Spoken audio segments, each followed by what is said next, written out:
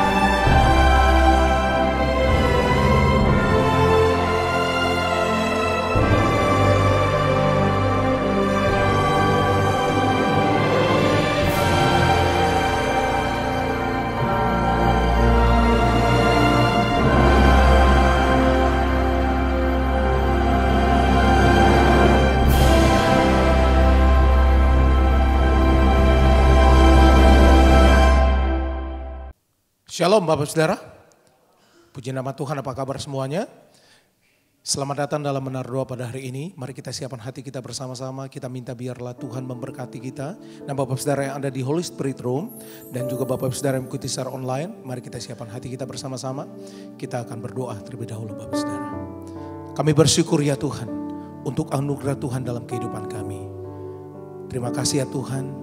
Untuk sepanjang daripada minggu ini, Tuhan boleh memberkati kehidupan kami. Biarlah ya Tuhan Kau bawa kami hari ini ya Tuhan, untuk kami masuk ke dalam hadirat-Mu. Biarlah Engkau memberkati umat-umat-Mu ya Tuhan. Terima kasih Roh Kudus, pimpin menara doa kami ini di dalam nama Tuhan Yesus. Haleluya. Mari kita siapkan hati kita bersama-sama. Saudara. Ini doa kami ya Tuhan. Engkau baik buat kami.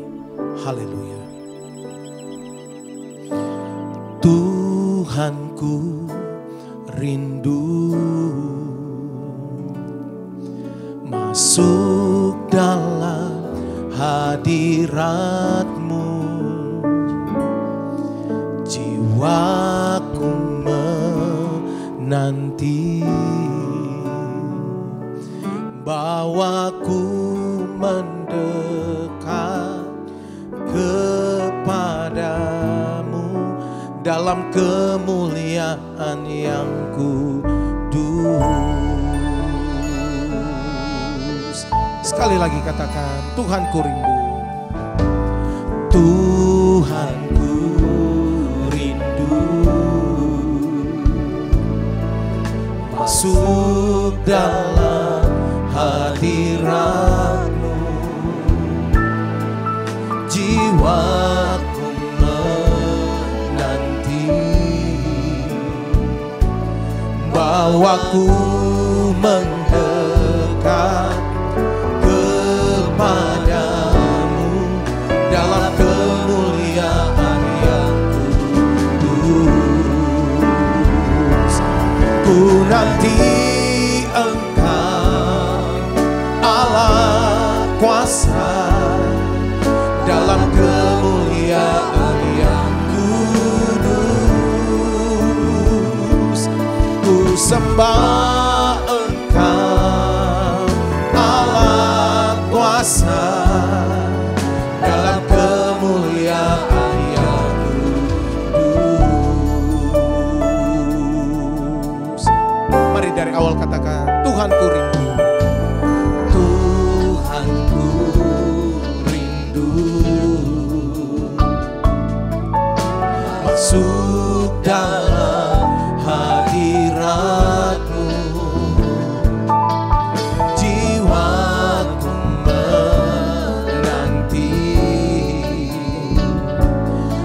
waktu mendekat kepadamu dalam kemuliaan yang kudus. Mari sembah Tuhan, haleluya. Ku nanti Engkau Allah kuasa dalam kemuliaan yang kudus. Ku sembah Engkau Allah kuasa dalam kemuliaan yang kami nantikan Engkau. Ku nanti Engkau Allah kuasa dalam kemuliaan yang kudus. Ku sembah Engkau Allah kuasa dalam kemuliaan yang kami nantikan Engkau. Ku nanti Engkau Allah kuasa dalam kemuliaan yang kudus. Ku sembah Engkau Allah kuasa dalam kemuliaan yang kudus. Kita sembah Tuhan Bapak Ibu Saudara. Kami bersyukur ya Tuhan Yesus. Setiap kali Tuhan kami ada ya Tuhan di menara doa, kami bersyukur untuk kasih-Mu buat kami. Tuhan Yesus, Engkau baik. Tuhan Yesus, Engkau luar biasa buat kami ya Tuhan. Biarlah hadirat-Mu memenuhi kami. Terpujilah Tuhan Yesus. Haleluya. Ini doa kami. Buka tangannya, sembah Dia. Haleluya. Ku nanti Engkau Allah kuasa dalam kemuliaan yang kudus. Ku sembah Engkau Allah kuasa dalam kemuliaan yang kudus. Haleluya. Ku nanti Engkau Allah kuasa dalam kemuliaan yang kudus. Haleluya. Ku sembah Engkau Allah kuasa dalam kemuliaan yang kudus. Sekali lagi, haleluya. Ku nanti Engkau Allah kuasa dalam kemuliaan yang kudus. Ku sembah Engkau Allah kuasa dalam kemuliaan yang kudus. Dalam kemuliaan yang kudus. Haleluya. Dalam kemuliaan yang kudus.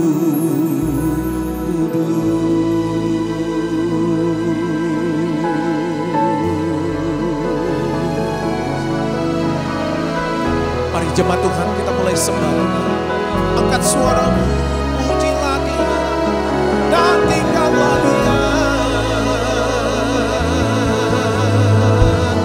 Yesus, kami sembah, kami tinggikan Engkau.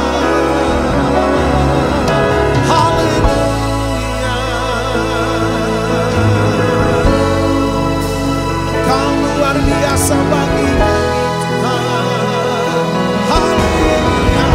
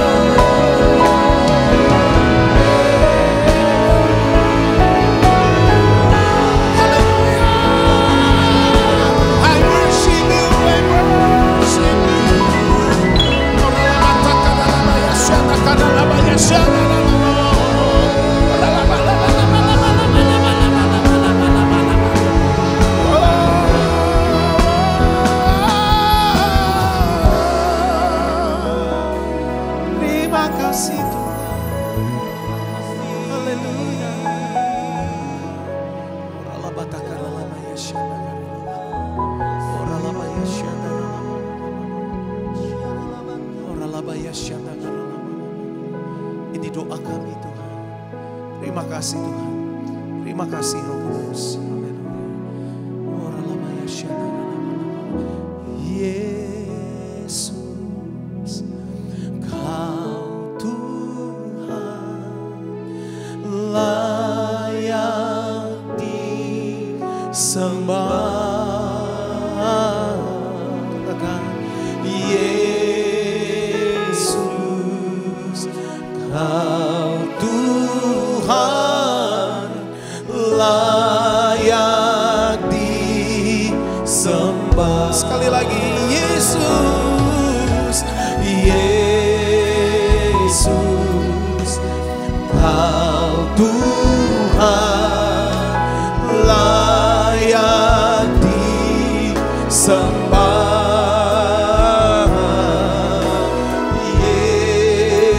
Yesus, Kau Tuhan layak disembah.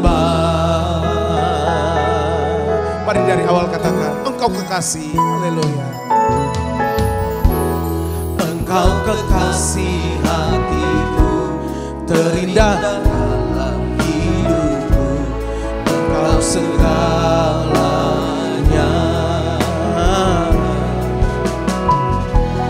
Ku rindu cari wajah-Mu, takkan ku tinggalkan-Mu. Engkau segalanya. Sekali lagi katakan, Engkau kekasih. Engkau kekasih hatiku, terindah dalam hidupku. Engkau segalanya.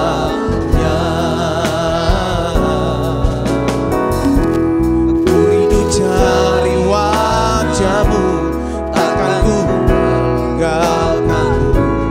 Engkau segalanya. Sembah Dia, haleluya. Yesus, Kau Tuhan layak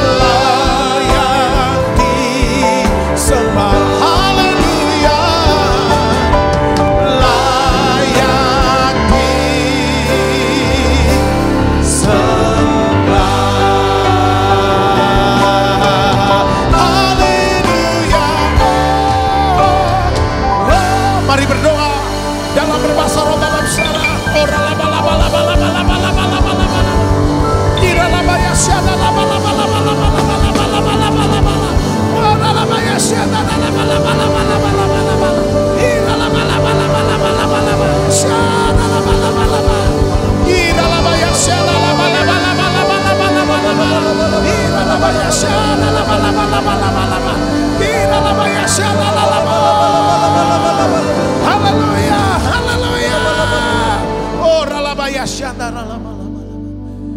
Inilah yang ku renungkan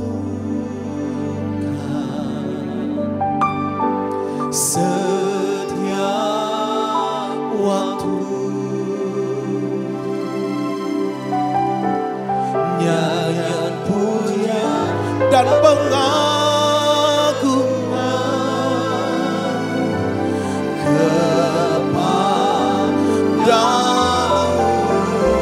Oh, biarlah manis kau dengar Tuhan, manis kau dengar Tuhan, dan hatiku bersuka karena-Mu. Sembah Dia. Inilah yang ku renungkan setiap waktu,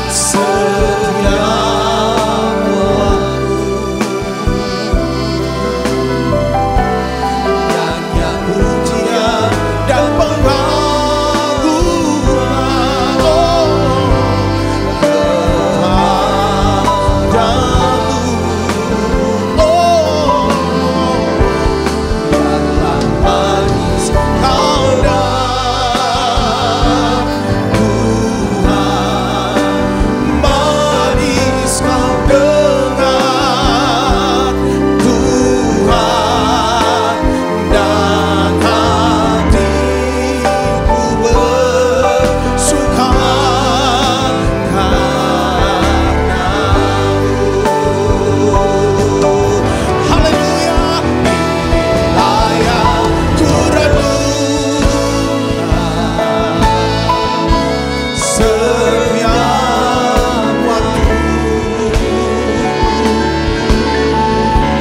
kepadamu. Oh, biarlah manis kau dengar Tuhan, manis kau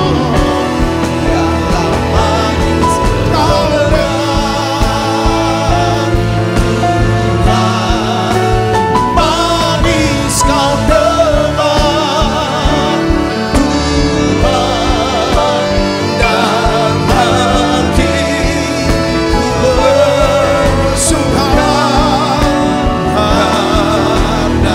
karena-Mu. Sekali lagi, oh, inilah yang ku renungkan setiap waktu, nyanyian pujian dan pengagungan kepadamu.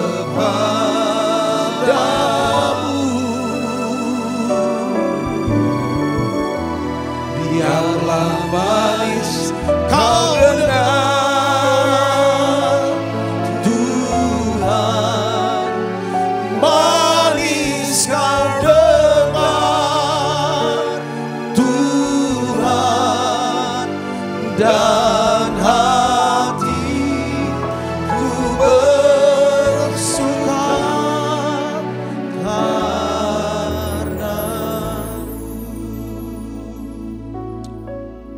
Bapak, terima kasih pagi ini Kau hadir bersama kami dalam ibadah di mana doa ini ya Tuhan.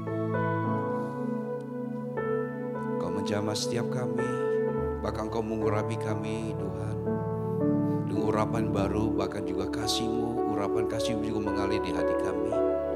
Tuhan, terima kasih kalau kami boleh berada di dalam hadirat-Mu. Biar dalam kesempatan di dalam hadirat ini Tuhan, kami mau siapkan hati kami untuk terima kebenaran firman-Mu. Mari Tuhan Kau berbicara, Tuhan mengurapi setiap kami dan hamba-Mu ini yang tidak ada apa-apa nih Tuhan.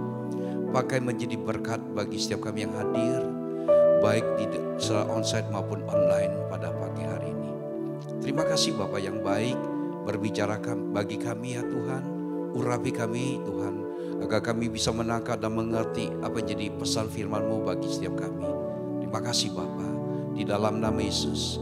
Mari jemaat Tuhan yang siap menerima firman Tuhan dengan hati gembira, bersama-sama saya katakan amin. Amin. Baik, silakan duduk. Shalom Bapak Saudara.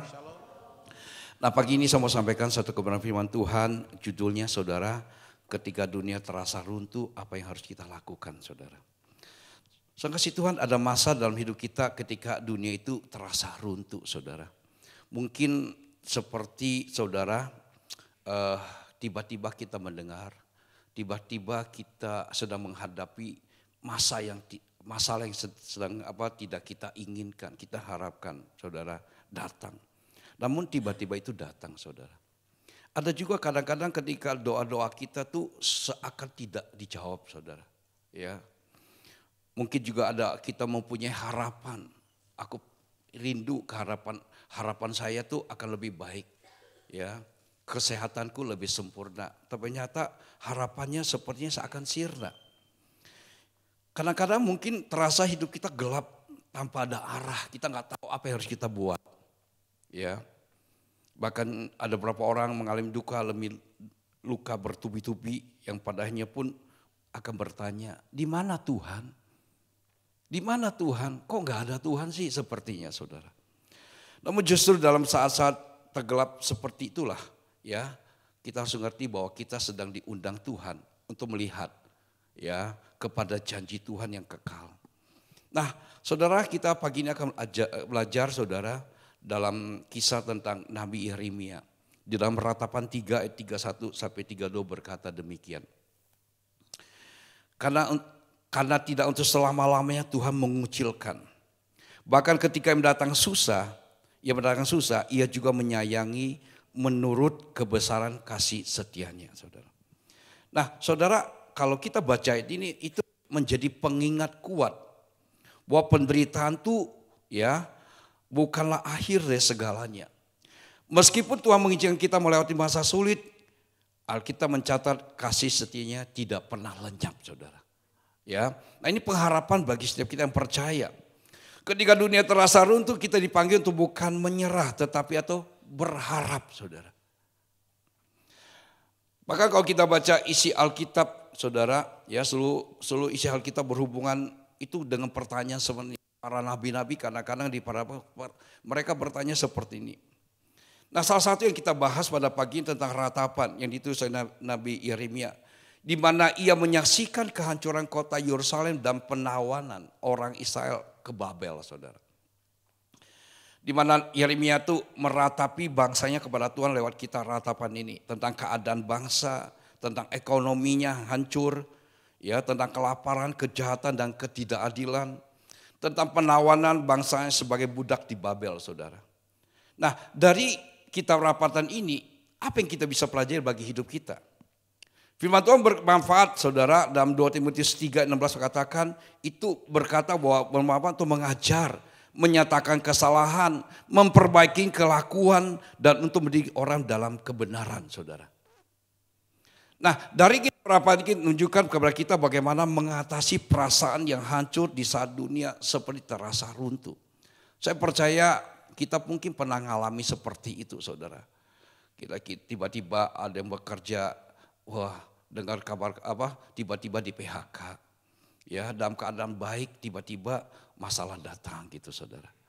Saya percaya kita pernah hadapi itu saudara. Itulah dunia mungkin terasa runtuh saudara. Apa yang kita geluti bertahun-tahun sepertinya udah begitu puluhan tahun tiba-tiba habis gitu saudara. Ya. Nah hari ini ada 4 hal apa yang harus kita lakukan. Ya, dilakukan ketika dunia terasa runtuh. Nah hal yang pertama saudara, ya ketika dunia terasa runtuh, ceritakan dan ungkapkan perasaan Bapak Ibu pada Tuhan. Kalau saudara baca dalam Yeremia 3 ayat 1-10, Yeremia ceritakan kepada Tuhan saudara. Nabi Yeremia itu mengungkap isi hatinya pada Tuhan. Dia curhat, dia ngomong sama Tuhan. Dia menceritakan kepada Tuhan apa yang dirasakan dan dialami pada saat itu saudara. Mungkin bahwa saudara tanya, boleh gak Pak? Ya boleh saudara. Dia Bapak yang baik. Dia siap mendengar isi hati kita. Tuhan ingin saudara, Bapak Ibu melepaskan semua perasaan. Mungkin kecewa saudara, gelisah saudara, takut dan marah kita.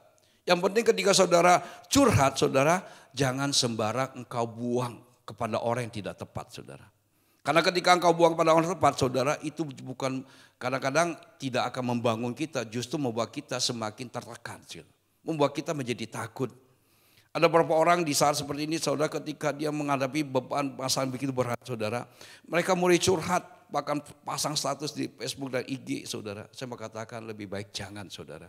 Bawalah beban kita, ungkapan kita pada Tuhan, sebab Dia dapat mengatasi semua masalah hidup kita. Yang mengerti katakan amin.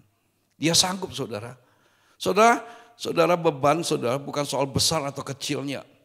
Tapi hidup ya tentang kecilnya beban. Hidup tuh tetapi seberapa lama beban itu saudara pikul. Ya, yaitu bicara tentang kita pikirkan, kita renungkan, kita bicarakan, bahkan kita bicarakan lagi saudara. Itu akibatnya saudara akan mengeluarkan energi negatif dalam kehidupan kita. Dan ketika energi itu muncul saudara, hal ini akan menimbulkan stres berkepanjangan.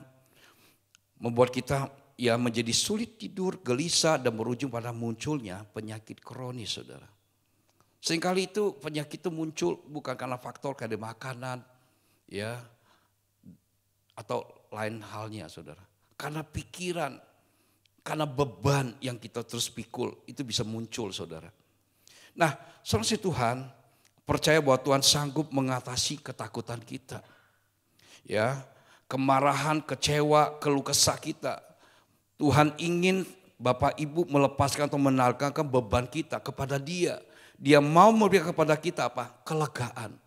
Matius 11 ayat 28 berkata, ya, ini ada undangan Tuhan ketika kita mengalami satu beban yang berat. Dikatakan demikian, marilah kepadaku semua yang letih lesu dan beban berat. Aku akan beri apa? Kelegaan. Tuhan berikan kelegaan di hati kita. Dia berikan damai sejahteranya bagi kita saudara. Mungkin Bapak Ibu saudara tidak mengerti mengapa semua itu terjadi dalam hidup kita. Mengapa Tuhan mengizinkan badai datang dalam kehidupan kita. Namun ingat Tuhan tidak berkewajiban untuk menjelaskan kepada Bapak Ibu. Sebab Dia adalah Tuhan berdaulat saudara. Tetapi suatu hari kelak Bapak Ibu akan mengerti bahwa semua itu terjadi itu mendatangkan kebaikan bagi setiap kita. Di saat kita menghadapi kita nggak ngerti kenapa ini terjadi. Kok harus saya? Bukan dia mungkin. Tapi percayalah semua itu datang kebaikan. Itu yang pertama saudara. Jadi kita belajar ketika kita mengalami masalah, ada apa-apa, kena apa-apa. Curhat, ungkapkan pada Tuhan. Ya, dan juga ada janji firman Tuhan. Saudara, kita diundang untuk datang supaya kita dapat kelegaan saudara. Hal yang kedua saudara, apa yang harus kita lakukan ketika dunia terasa runtuh? Fokuskan pada kasih Tuhan. Kalau saudara baca dalam Ratapan 3 ayat 19 sampai 26 berkata, ya, kalau kita baca ayat 19, ingatlah akan sengsaraku dan pengembaraku, akan ipu dan racun itu. Ayat 20, jiwaku selalu teringat akan hal itu dan tertekan dalam diriku. Saudara, ya, Nabi Yeremia berkata ketika dia ingat sengsara, pengembalan dan ipu akan racun itu saudara, jiwanya tertekan, stres saudara. Nah, kalau saudara baca ayat 21 sampai 26 saudara, Yeremia mulai mengubah fokus ya saudara. Dia tidak berfokus pada sengsara ya, akan ipu dan racun itu saudara. Dia mulai mengubah fokusnya kepada Tuhan.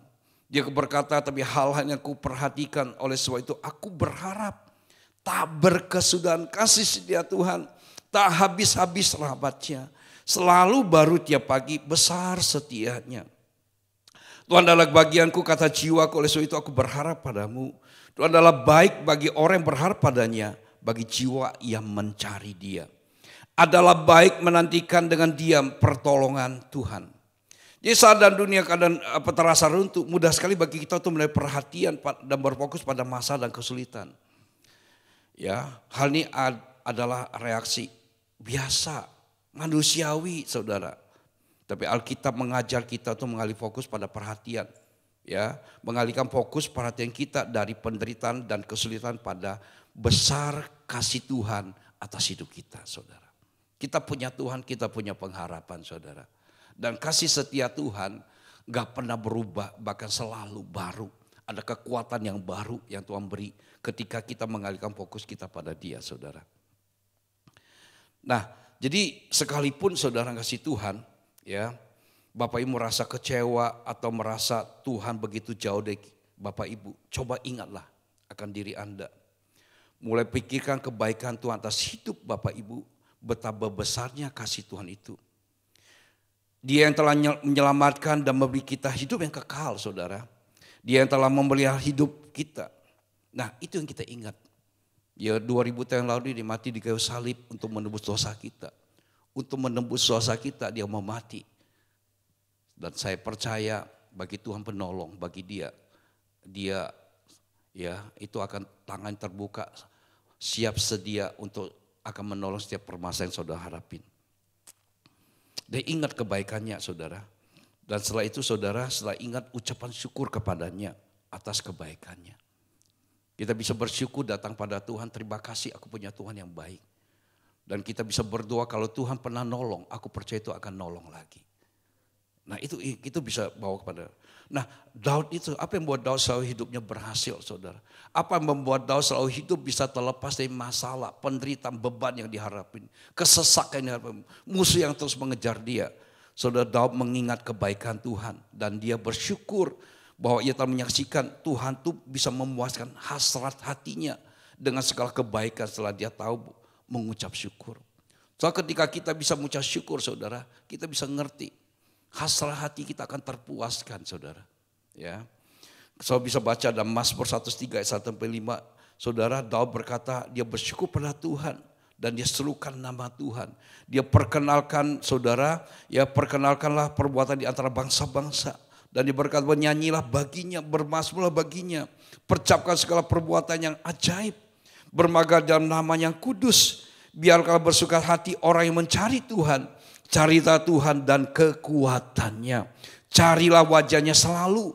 Ingatlah perbuatan-perbuatan yang dilakukannya.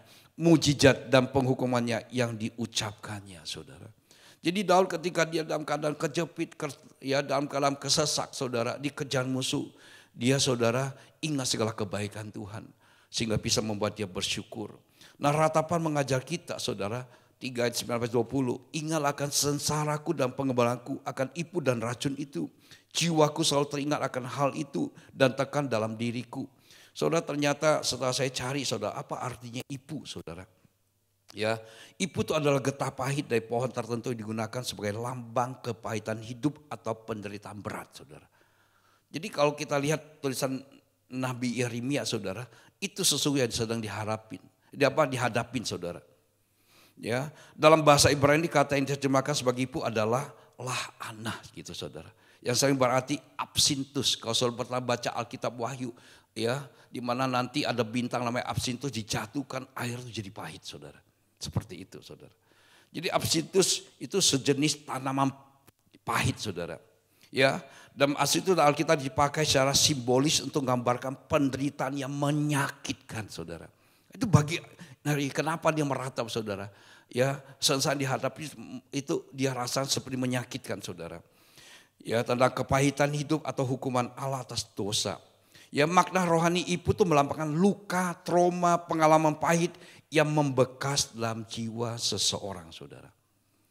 Jadi kalau kita baca ya tentang ipu dan racun saudara, itu sesungguhnya sedang dihadapin oleh Nabi Yeremia pada saat itu. Dan arti juga racun saudara, mungkin kalau kita kenal sekali lewat tentang racun, ya kena racun mati saudara. Tapi racun ini menunjukkan sesuatu yang mematikan, benar saudara. Dan itu bicara tentang menghancurkan dari dalam atau menandakan penderitaan batin yang sangat dalam saudara. Itu menderita bagi Yeremia saudara. Ya, dalam bahasa Ibrani kata racun itu bisa dari asal kata roas saudara. Yang sering berarti racun mematikan atau seperti racun bisa ular saudara. Ya, nah digunakan secara kiasan dan perjanjian lama itu menggambarkan kepahitan akibat dosa, rasa sakit emosional yang menusuk seperti racun. Jadi jika Bapak Ibu ingin mengubah hidup Bapak Ibu, jadi Bapak Ibu harus mengubah apa yang kita pikirkan saudara.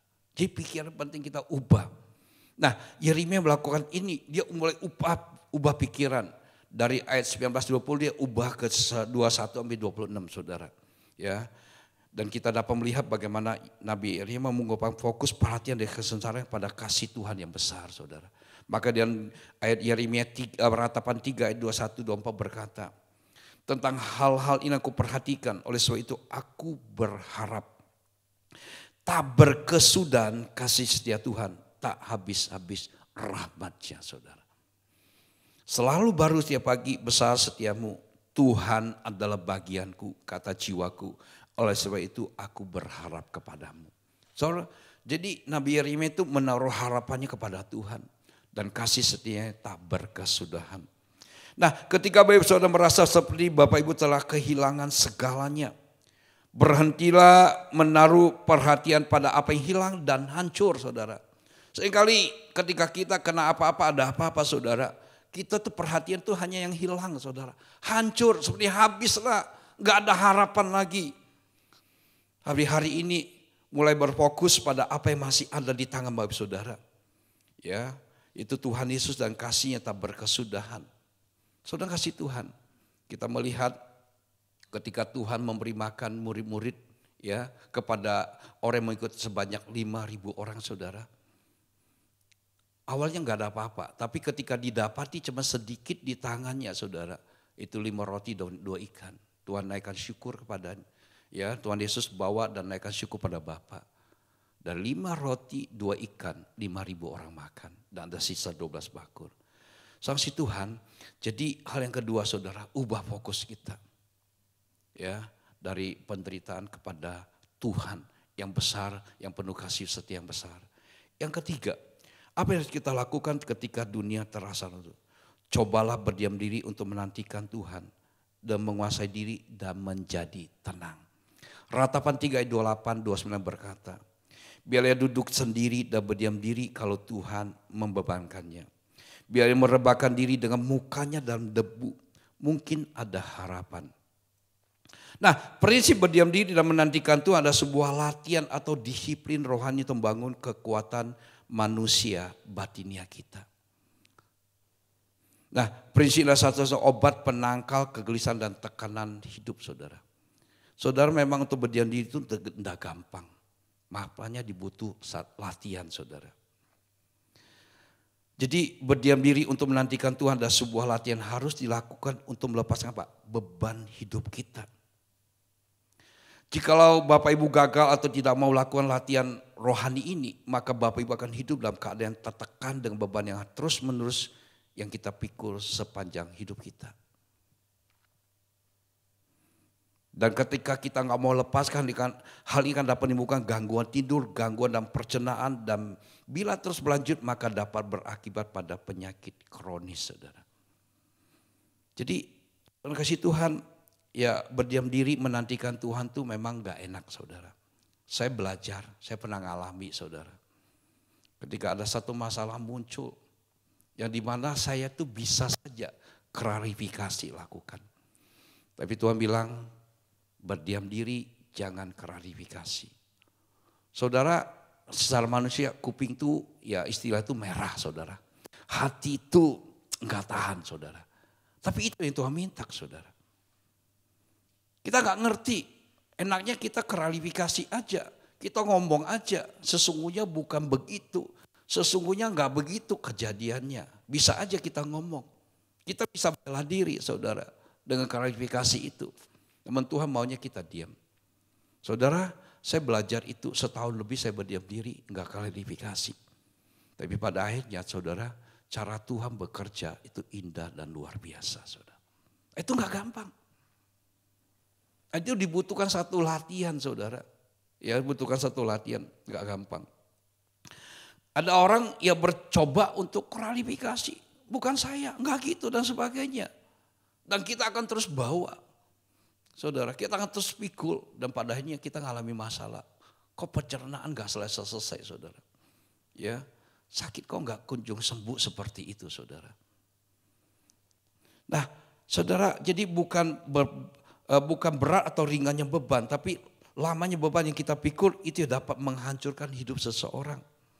Saudara tahu tentang seorang bernama Rudi Hartono, seorang juara dunia bulu tangkis. Saudara, kalau bicara olahraga, ya dia ini olahraganya cukup, bahkan lebih daripada cukup, saudara. Namun, kenapa saudara dia bisa ngalami yang namanya sakit operasi jantung bypassnya, saudara? Ya, dia ngalami operasi bypass jantungnya sampai 2 kali. Padahal dia seorang olahragawan, saudara. Soalnya buat dia itu sehat. Ia cerita bahwa ia mengalami stres dan beban berat, saudara. Ya, tekanan hebat karena ia harus menerus mempertahankan gelar juaranya dari tahun ke tahun, saudara. Dia pikiri, dia pelajari bagaimana musuh akan dihadapinya. Dia pelajari trik dan dia itu jadi beban. Akibatnya, saudara, dia dapat serangan jantung dan perlu dioperasi bypass 2 kali, saudara. Jadi beban itu dipikirkan, saudara. Ya kadang-kadang kita berpikir beban itu ya mungkin bagi saya itu mic ini enteng, saudara. Kalau saya pegang sebentar.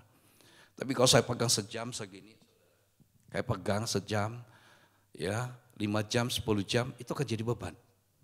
Ya otot kita akan jadi masalah, terganggu kalau kita pegang terus. Tapi ketika kita lepaskan, itu kita ngalami satu kelegaan. Ya seperti itu. Nah jadi apa artinya berdiam diri dan menantikan Tuhan? Coba kita duduk berdiam sendiri, saudara. Cari tempat yang sunyi, tanpa gangguan. Ya tanpa HP, so matiin HP. Ya matiin, saudara, segala yang berkaitan dengan media sosial, saudara. Ya kita berdiam, kita datang pada Tuhan. Kita dan berkata kepada Tuhan dengan lembut, Tuhan ini aku, Tuhan. Aku punya beban, aku punya masalah, aku kecewa.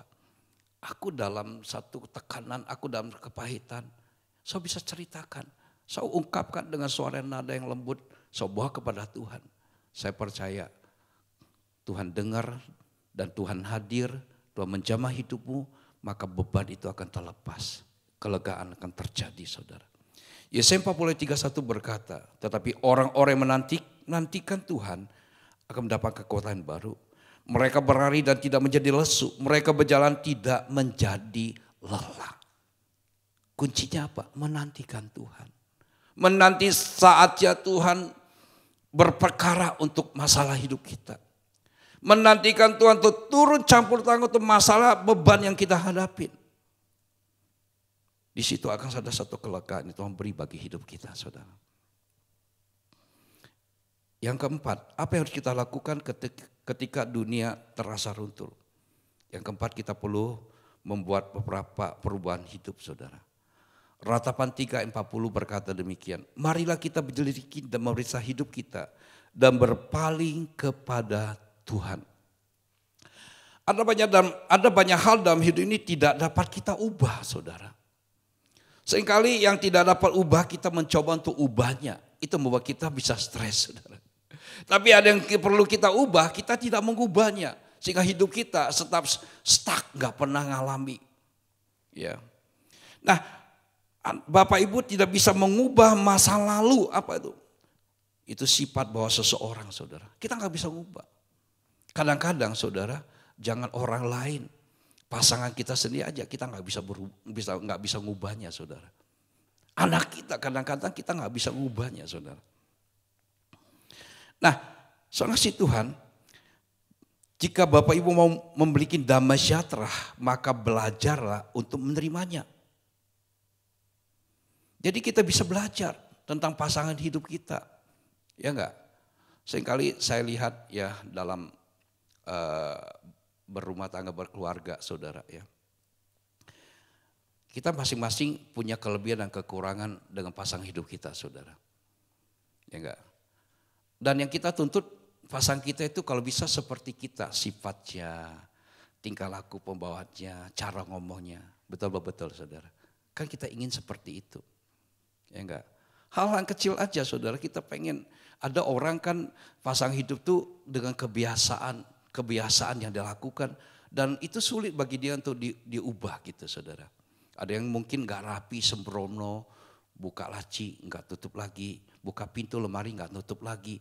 Kalau maunya kita tuh kalau buka lemari tutup yang rapi, tarik laci kembaliin lagi, ambil barang situ dikembali ke tempatnya. Nah kita ini kan maunya seperti itu. Nah namun berkali-kali, oke 1-2 kali kita bantu, tapi 3 kali bisa marah kita saudara. Kok kamu ini nggak berubah-ubah? Nah apakah kita mau terus begitu? Kalau kita mau hidup damai sejahtera, kita kan tidak akan nuntut saudara. Kita akan terima. Ada beberapa tentang aja.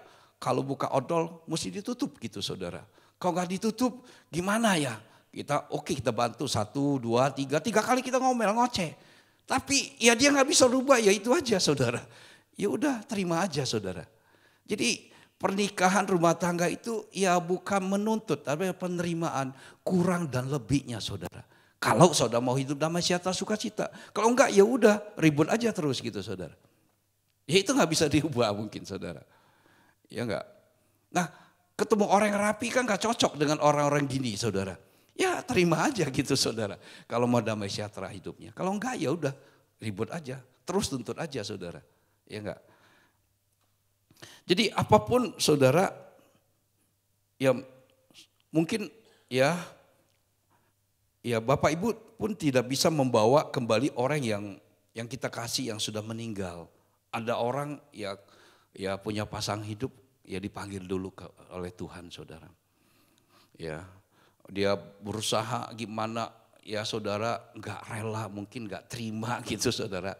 Ya akan kedaulatan Tuhan untuk dipanggil pulang. Dia terus ya hidup dalam duka. Akhirnya jadi trouble spirit gitu saudara. Membuat dia itu ya sulit saudara. Ya berulang saya melihat ada orang terus hidup dalam kenangannya terus saudara. Gak bisa move on lagi dari situ saudara.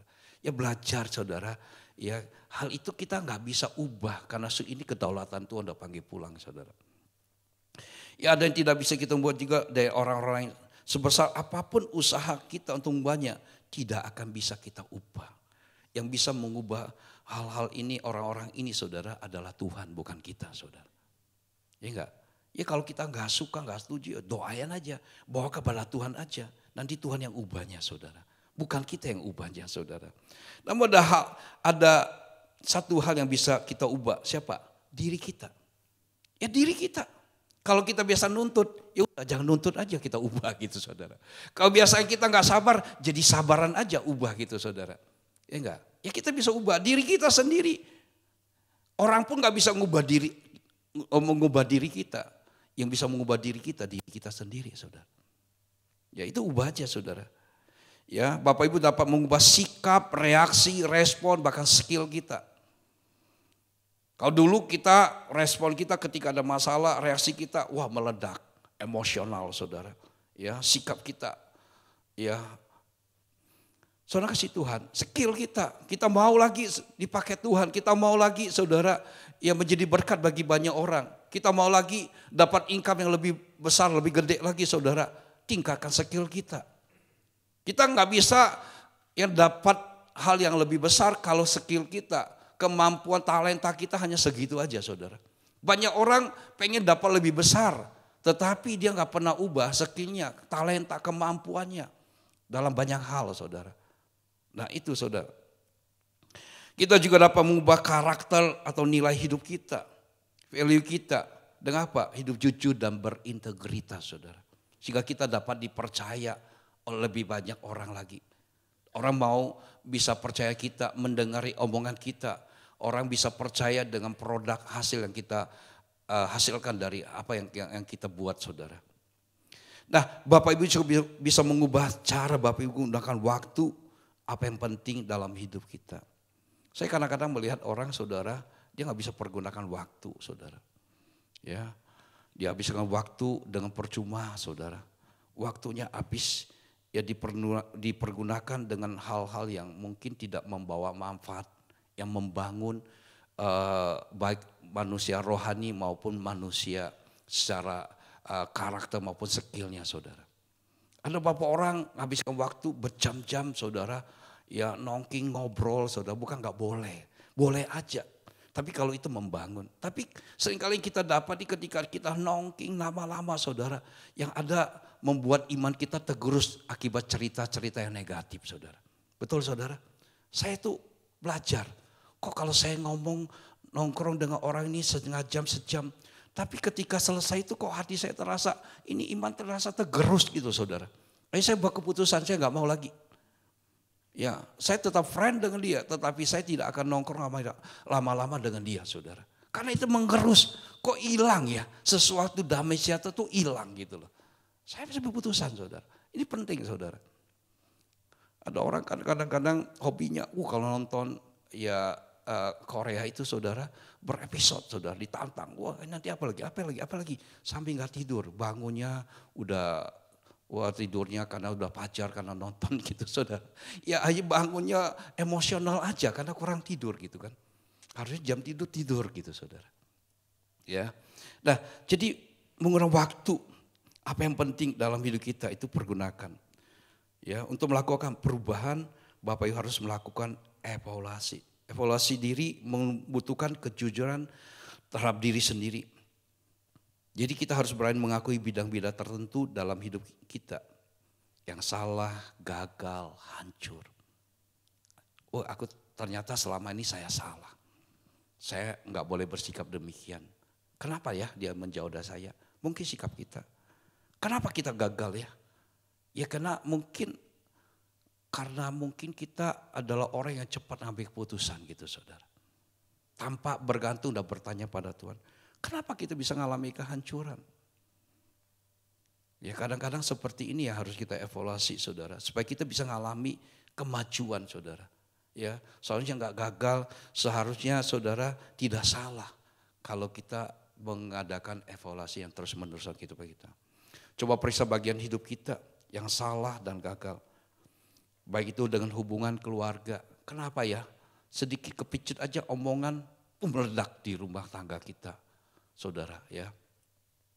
Bahkan mungkin juga saudara ya ketika kita enggak periksa hidup kita saudara, hubungan sahabat kita jadi putus. Hubungan kita dengan bos jadi tidak baik saudara. Mungkin ada hal-hal yang sikap harus kita ubah. Demikian hubungan kita dengan Tuhan. Bagaimana kebiasaan dan karakter kita.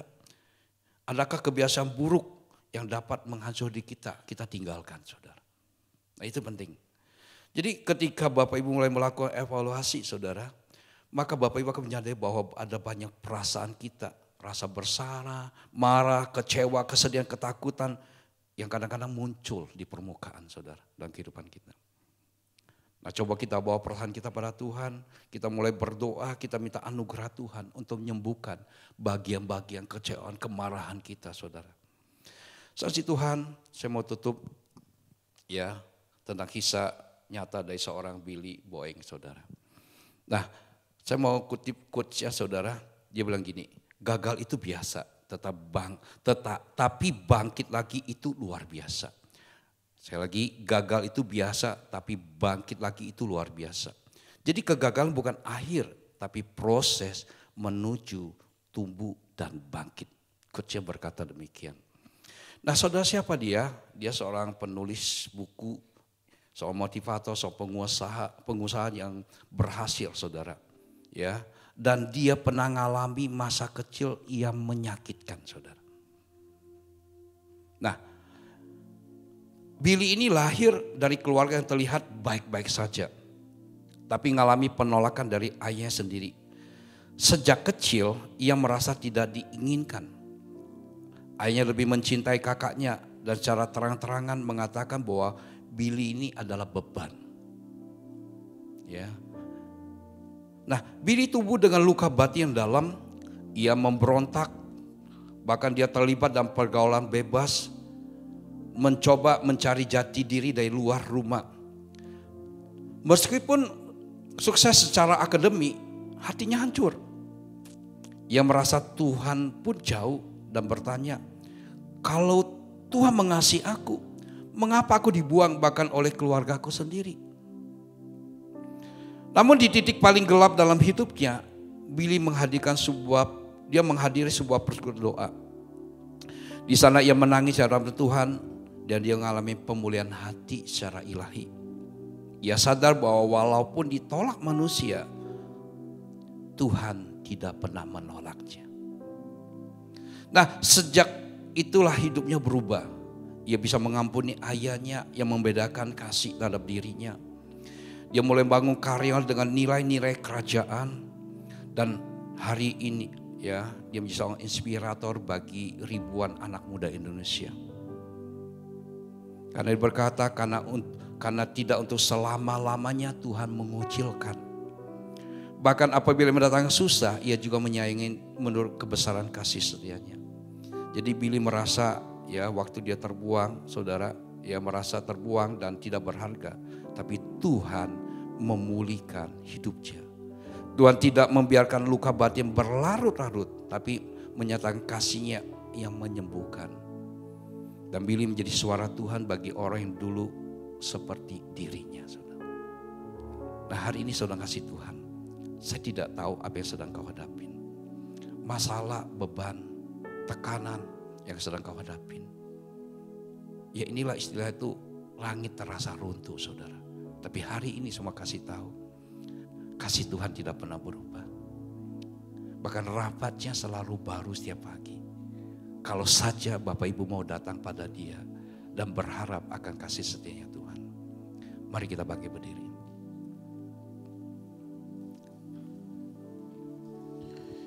Musim akan selalu berganti, kasih Tuhan tetap abadi,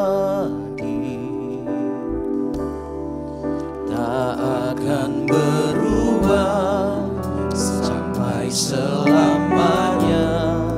Ku tetap percaya, ku yakin Tuhan memberkati, ku yakin Tuhan melindungi, bumi di udara Tuhan pelihara karena kasih-Nya. Haleluya. Tuhan selalu menolongku, selalu menjagaku, sehelai rambutmu tak akan terjatuh tanpa seizinmu. Ya Tuhanku, Tuhan selalu menolongku, selalu menjagaku. Dia mengenyangkanku dan peliharaku seumur hidupku. Bapak, kami mengucap syukur kepadamu ya Tuhan. Kami bangga kami punya Tuhan yang kasih-Mu tidak pernah berubah ya Tuhan. Bahkan Engkau berikan rahmat-Mu selalu baru setiap pagi. Karena itu Tuhan, apa yang sedang kami hadapin, mungkin bagi kami langit serasa runtuh bagi kami. Tekanan, beban hidup, doa yang belum dijawab. Bahkan harapan kami sepertinya sirna. Namun hari ini kami mengerti kami punya Tuhan yang siap menolong kami, yang siap Tuhan mengulurkan tangan-Mu, mengangkat setiap harapan kami yang sirna ya Tuhan, memberikan kami harapan yang baru ya Tuhan. Tuhan, terima kasih kami punya Tuhan yang baik. Engkau tidak pernah meninggalkan kami barang sedetik. Karena itu Tuhan, kami mau tetap berharap. Sekalipun keadaan kami, masalah kami belum selesai ya Tuhan. Terima kasih Bapak yang baik. Saat ini kami mau masuk dalam perjamuan kudus. Kami mau makan dalam tubuh dan darah-Mu. Aku berdoa ya Tuhan, bila perjamuan kudus ini Tuhan, Tuhan berikan kelegaan, berikan pengharapan yang baru bagi setiap kami. Sebab apa yang telah aku teruskan kepadamu, telah aku terima dari Tuhan. Yaitu bahwa Tuhan Yesus pada malam waktu Ia serahkan mengambil roti. Dan sudah itu yang mengucap syukur atasnya, Ia memecah-mecahkan dan berkata, inilah tubuhku yang diserahkan bagi kamu, perbuatlah ini menjadi peringatan akan aku. Bapak saudara kasih Tuhan, bukan roti yang kita pecah-pecahkan ini adalah persekutuan kita dengan tubuh Yesus. Mari kita makan di dalam nama.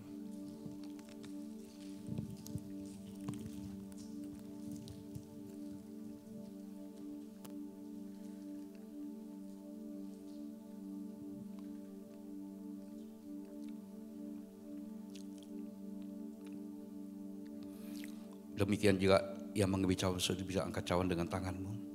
Setelah makan lalu berkata, cawan ini ada perjanjian baru yang dimeteraikan oleh darahku. Perbuatlah ini setiap kali kamu minumnya menjadi peringatan akan aku. Bapak saudara kasih Tuhan, bukan cawan ucapan syukur yang kita angkat dengan tangan ini adalah persekutuan kita dengan darah Yesus. Mari minum di dalam nama Yesus. Terima kasih Tuhan. Terima kasih untuk anugerah-Mu. Haleluya.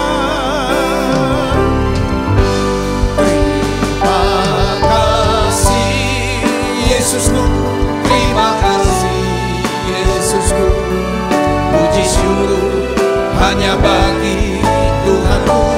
Terima kasih Yesusku, terima kasih Yesusku, puji syukur hanya bagi Tuhanku.